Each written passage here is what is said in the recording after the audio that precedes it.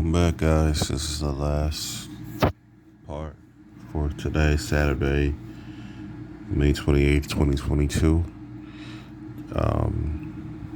And like I said, you're at the corner with the Dubs, giving you the chapter, at least a couple chapters each day of biblical truth.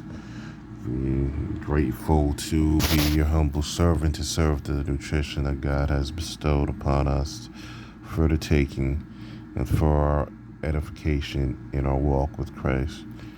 I said check out the first 4 parts that I laid down for today, and I'm doing triple innings at this point because of the lessons or the verses that Jesus have previously referred to when he was when he had his lesson for Matthew chapter 5.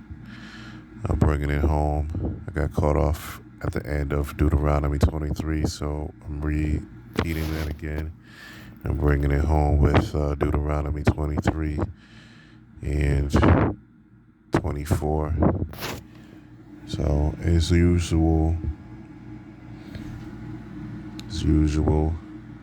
read from the Common English Version of the Bible, found in YouVersion. It's in the App Store if you have Apple, and Google Play if you got Google, Android. So Deuteronomy 23. No man whose testicles are crushed or whose penis is cut off can belong to the Lord's assembly. No one born of an illegitimate marriage can belong to the Lord's assembly either. Not even the 10th generation of such children can belong to the Lord's assembly. Ammonites and Moabites can't belong to the Lord's assembly. Not even the 10th generation of such people can belong to the Lord's assembly as a rule, because they didn't help you with your food or water on your journey out of Egypt, and because they hired Balaam, Beor's son from Pethor of Mesopotamia, to curse you. But the Lord your God wasn't interested in listening to Balaam. The Lord your God turned that curse into a blessing because the Lord your God loves you. So don't be concerned with their health and well-being as long as you live. Don't detest Edomites because they are your relatives. Don't detest Egyptians because you are immigrants in their land. Children born to them are permitted to belong to the Lord's assembly, starting with the 3rd generation. When you are camped in battle against your enemies, guard yourself from every possible evil. If an individual in the camp becomes polluted due to nighttime emission, again, that's a wet dream, he must exit the camp area and not re-enter. When the next evening arrives, he must wash with water, and when the sun sets, he can come back to the camp. The latrines must be outside the camp.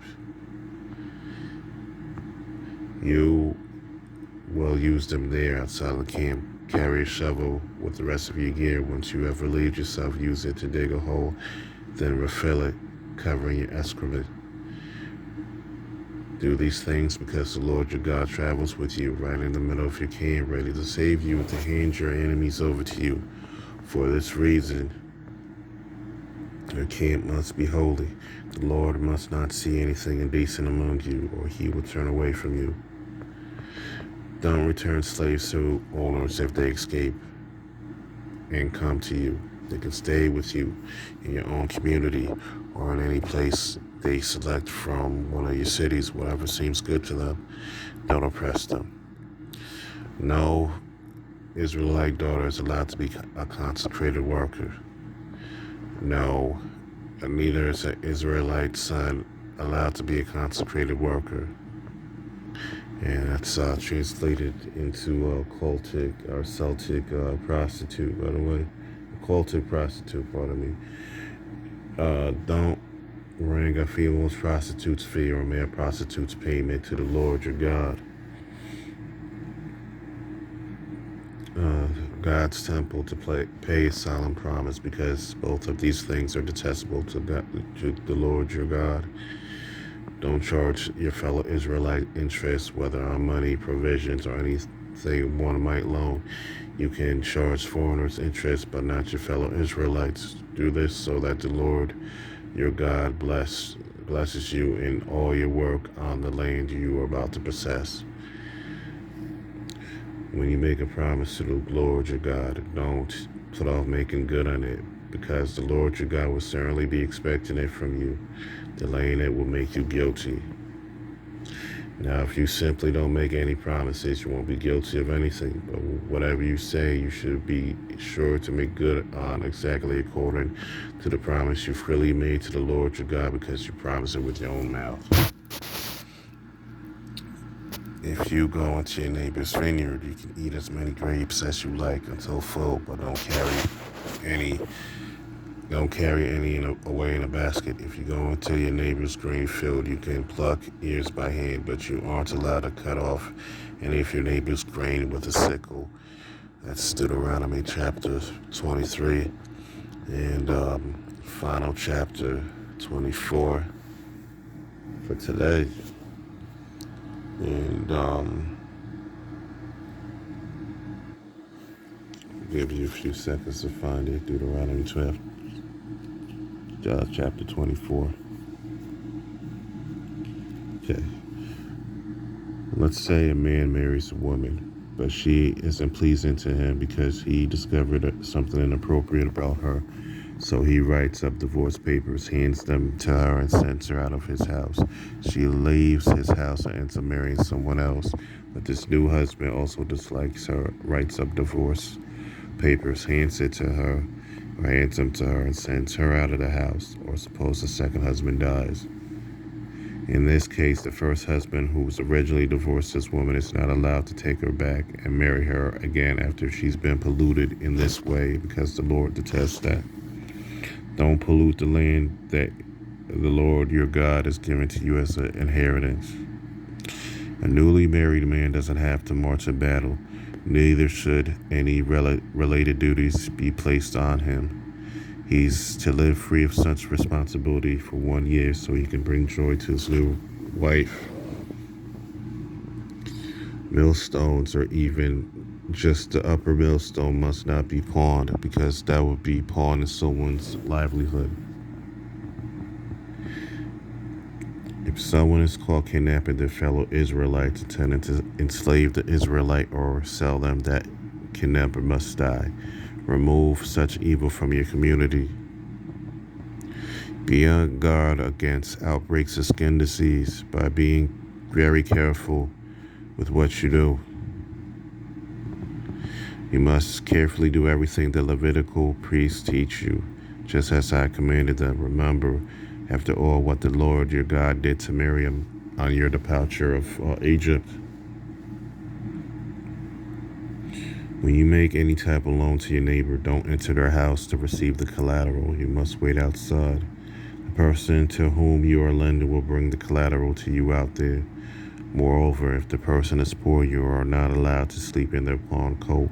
Instead, be certain to give the pawn coat back by sunset so they can sleep in their own coat. It will bless you, and you will be considered righteous before the Lord your God.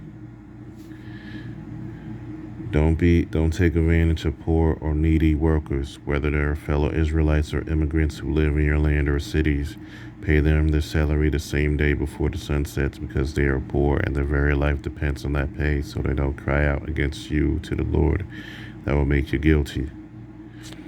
Parents shouldn't be executed because of what their children have done. Neither should their children be executed because of what their parents have done.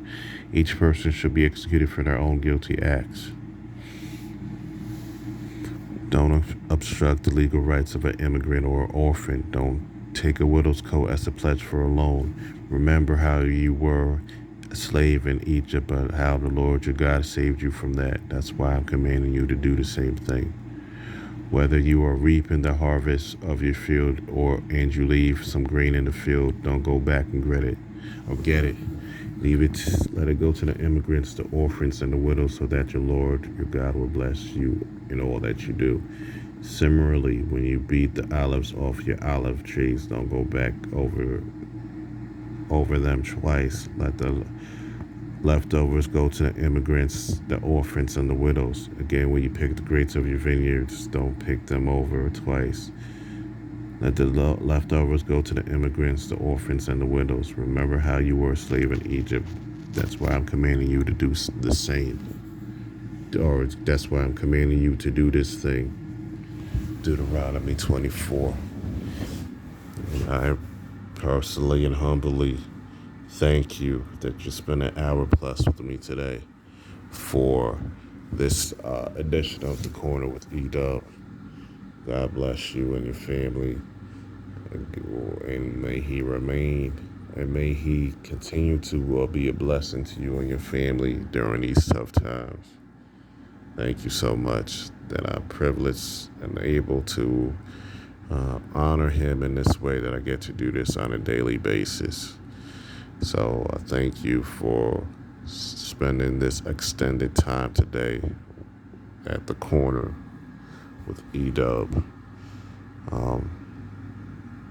Enjoy the rest of your day, and be back with another edition of this